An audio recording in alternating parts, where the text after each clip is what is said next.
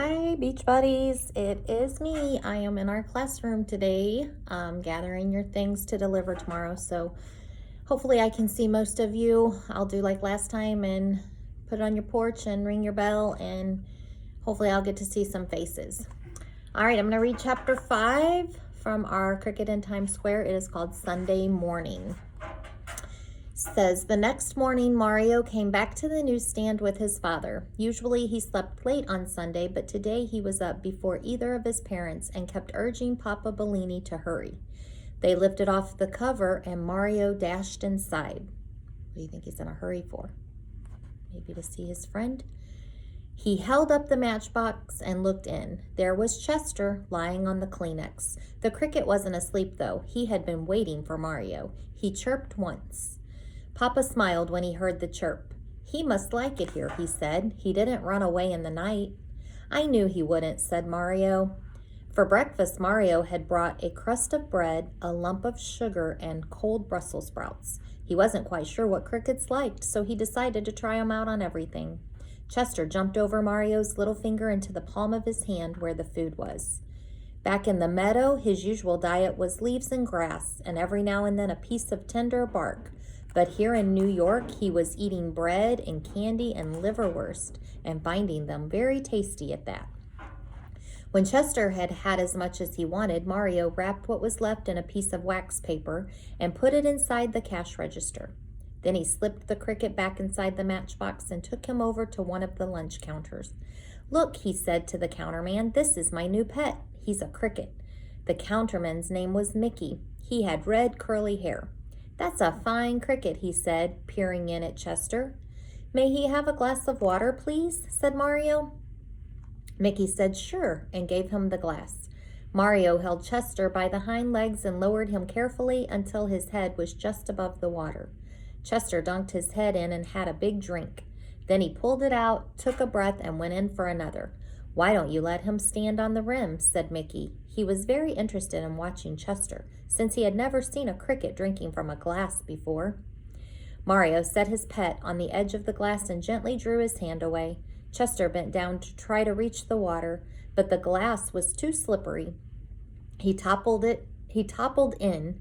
Mario hauled him out and dried him off with a paper napkin. But Chester didn't mind the dunking. He had fallen in the brook a couple of times back in Connecticut, and he knew it would take him a while to get used to city life, like drinking out of glasses. Here's a picture.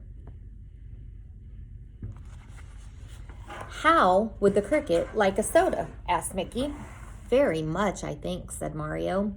What flavor, Mickey asked. Mario thought for a minute. Strawberry, I guess, he answered. That happened to be his own favorite. Mickey took a tablespoon and put a drop of strawberry syrup into it. Then he added a drop of cream, a squirt of soda water, and a dip of ice cream about as big as your fingernail. That is how you make a cricket strawberry soda. He also made one for Mario, a little larger than Chester's, but not too big, because it was free.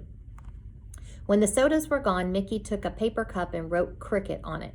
This is his own cup, he said to Mario. You can come over and get fresh water any time. Thanks, Mickey, said Mario. He put Chester back in the matchbox. I've got to go to get him a house now. Bring him back soon, Mickey called after them. I'll make him a sundae, too. At the newsstand, Papa Bellini was talking to Mr. Smedley. Mr. Smedley was the best customer the Bellinis had. He was a music teacher who came to buy Musical America at 10:30 in the morning on the last Sunday of every month, on his way home from church. No matter what the weather was like, he always carried a long, neatly rolled umbrella. As usual, Papa and Mr. Smedley had been talking about opera. More than anything else, the Bellini family liked Italian opera. Every Saturday during the winter, when the opera was broadcast, they would sit clustered around the radio in the newsstand, straining to hear the music above the din of the subway station. Good morning, Mr. Smedley, said Mario. Guess what I have? Mr. Smedley couldn't guess. A cricket, said Mario, and he held Chester up for the music teacher to see. How delightful, said Mr. Smedley. What an enchanting little creature. Do you want to hold him? Asked Mario. Mr. Smedley shrank back. Oh, I don't think so, he said. I was stung by a bee when I was 8 years old. and since then I've been a little timid about insects." "He won't sting you," said Mario. He tipped the matchbox up, and Chester fell out in Mr. Smedley's hand. It made the music teacher shiver to feel him. "I heard him chirping last night," said Mario. Do you remember shiver? That was one of our spelling or our vocabulary words. So it means to shake. And you usually shiver when you're scared, like I think Mr. Smedley might be right now, or when you're cold. "Do you think he'd chirp for me?" asked Mr. Smedley. "Maybe," said Mario. He put Chester on the counter and said, "Chirp, please." Then, so Chester couldn't misunderstand, he made a chirping noise himself. It didn't sound much like a cricket, but Chester got the idea. So he uncrossed his wings and he made a real chirp. Papa and Mr. Smedley exclaimed with delight. "That was a perfect middle C," said Mr. Smedley. He raised his hand like an orchestra conductor, and when he lowered it, Chester chirped on the downbeat. "Do you want to give him music lessons, Mr. Smedley?" asked Mario. "What could I teach him?" said Mr. Smedley. "He's already been taught by the greatest teacher of all, Mario, Nature herself. She gave him his wings to rub together and the insect to make such lovely sounds. I could add nothing to the genius of this little black Orpheus." "Who is Orpheus, Mr. Smedley?" asked Mario. "Orpheus was the greatest musician who ever lived," said the music teacher. "Long, long ago he played on a harp, and he played it so beautifully that not only human beings but animals and even the rocks and trees and waterfalls stopped their work to listen to him. The lion left off chasing the deer, the rivers paused in their courses, and the wind held its breath. The whole world was silent. Mario didn't know what to say. He liked that picture of everyone keeping quiet to listen. "That must have been awfully good playing," he said finally. Mr. Smedley smiled. "It was," he said. "Perhaps someday your cricket will play as well. I prophesy great things for a creature of such ability, Mario." "You hear?" said Papa Bellini. "He could be famous, maybe."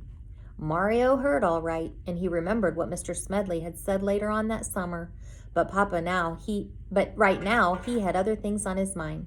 "Papa, can I go down to Chinatown and get my cricket a house?" he asked.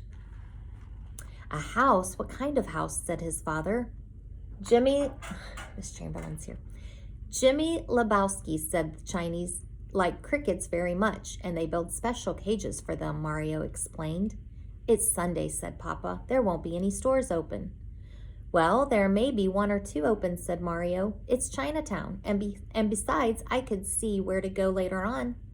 "All right, Mario," Papa Bellini began. But Mario wasn't waiting for any buts. He scooped Chester into the matchbox, shouted goodbye, Mr. Smedley, over his shoulder, and he headed for the stairway leading to the downtown subway trains. Papa and Mr. Smedley watched him go. Then Papa turned to the music teacher with a happy, hopeless expression on his face, shrugged his shoulders, and the two of them began talking about opera again. All right, and then next we will read chapter 6 called Sei Fong. We'll find out what that is. Sounds like a Chinese name, doesn't it? All right, we'll read chapter 6 soon.